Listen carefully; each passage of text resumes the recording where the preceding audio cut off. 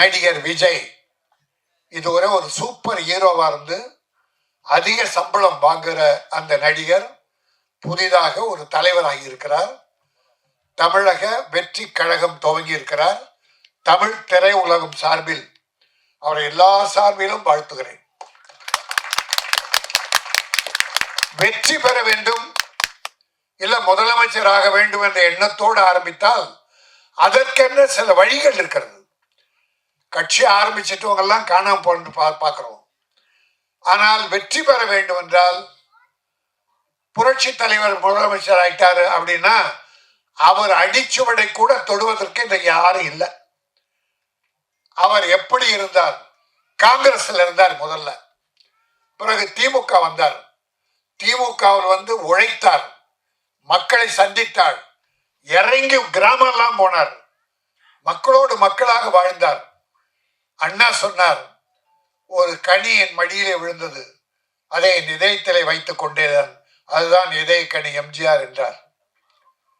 ஆக அந்த அளவுக்கு எம்ஜிஆர் தன்னுடைய வருவாயை வாழ்வை ஏழை மக்களுக்காக அர்ப்பணித்தார். காரணம், அவர் சிறு வயதிலே சாப்பாட்டுக்கும் கஷ்டப்பட்டார்.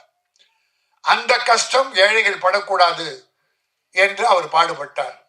நான் தம்பி விஜய்க்கு சொல்லுவேன், நீங்கள் வெற்றி பெற வேண்டும். ஆனால் எம்ஜிஆர் செய்ததிலே ஒரு 15% அல்ல 20% தொண்டு செய்யுங்கள், இறங்கி வாருங்கள், மக்களோடு பழகுங்கள். மேடையில் இருந்து கொண்டு புஷி ஆனந்தை அறிக்கை விட சொன்னால் மக்கள் ஏற்றுக்கொள்ள மாட்டார்கள். இனிமேல் அப்படி இருக்கக்கூடாது. இறங்கி வர நல்லதுக்காக தான் சொல்றேன். ஆரம்பிச்சிட்டார். அதனால் நம்பில் ஒருவர். அதுக்கு முன்னால ஒரு கட்டிய கோட்டையாக திமுக இருக்கு. இன்னைக்கு தாய்மார்களுக்கெல்லாம் ஏராளமா நல உதவிகள் பண்ணிட்டு இருக்காரு, நல்ல காரியம் பண்ணியிருக்காரு. தொழில் அதிபர்களை ஈர்ப்பதற்காக முதலீட்டை இருக்க பிரான்ஸ்ல இருக்கார். இப்போ கோவாவில் துபாய் போனார், அப்படி ஒரு முதலமைச்சர் இருக்கார். அதிமுக ஒரு கட்சியும் சிறப்பாக நடத்தினார்கள். யாரையும் குறை சொல்ல முடியாது. பாரதிய ஜனதா என்று வளர துடிக்கிறது. அருமை சகோதரர் திருமாவளவன் ஒரு நல்ல தலைவர், வைகோ, சீமான், கம்யூனிஸ்டுகள் அற்புதமான கட்சிகள், காங்கிரஸ், இவ்வளவு கட்சிகள் இருக்கு. நீண்ட நெடுங்கால வரலாறு படுத்த கட்சி. இதுக்கிடையில விஜய் ஆரம்பிச்சிருக்கீங்க, தப்பில்லை. இனிமேல் நீங்கள் எப்படி நடந்து கொள்ள போகிறீர்கள், என்ன கொள்கை வகுக்க போகிறீர்கள், மக்களுக்கு அதை எப்படி சேர்க்க போகிறீர்கள் என்பதை வைத்து மக்களின் ஆதரவை பெருகினால் நீங்கள் வெற்றி பெறுவீர்கள். எல்லாம் உங்க கையில் தான் இனிமே இருக்குது. யாரையும் நம்பி விட்டுறாதீங்க, நேரடியா வாங்க. தலைவர் காமராஜ், அம்பேத்கர், பெரியாரை படியுங்கள் என்று ஒரு அறிக்கை சொன்னீர்கள். நான் இன்னொன்றும் உங்களுக்கு சொல்லுகிறேன், பேரறிஞர் அண்ணாவை படியுங்கள், டாக்டர் கலைஞரை படியுங்கள், புரட்சி தலைவர் எம்ஜிஆரை படியுங்கள். இதையும் சேர்த்து படியுங்க. மிகச்சிறந்த தலைவராக வரலாம். எல்லோரும் சார்பிலும் யாரும் கான்ட்ரவர்சியா பேசல. வந்துட்டார், நம்மில் சினிமா உலகை சார்ந்தவர், அவர் நல்ல சக்சஸ் ஆகணும். ஆனா நல்ல அறிவாளித்தனமா என்ன பண்ணியிருக்காரு, ஒரு தடவை திருநெல்வேலி போய் வெள்ளத்தால் பாதிக்கப்பட்டவர்கள் நேரடியாக கொடுத்திருக்காரு. குட், நல்ல விஷயம்.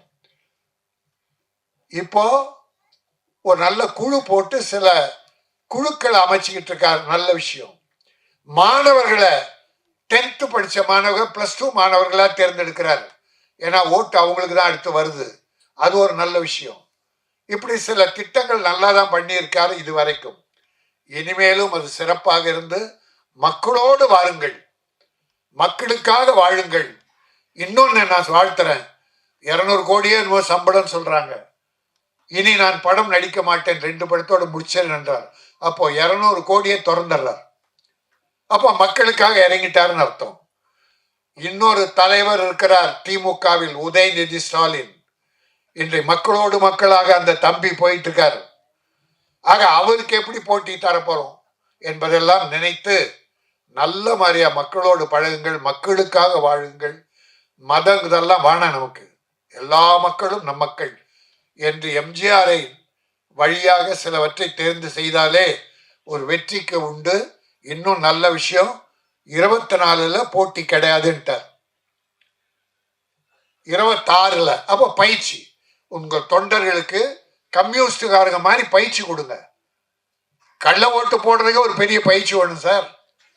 அரசியலுக்கு வந்துட்டா அந்த அளவுக்கு மிகச் சிறப்பாக நடத்தி வெற்றி காண்பது உங்களிடம்தான் இருக்கிறது, மக்களிடம் இருக்கிறது.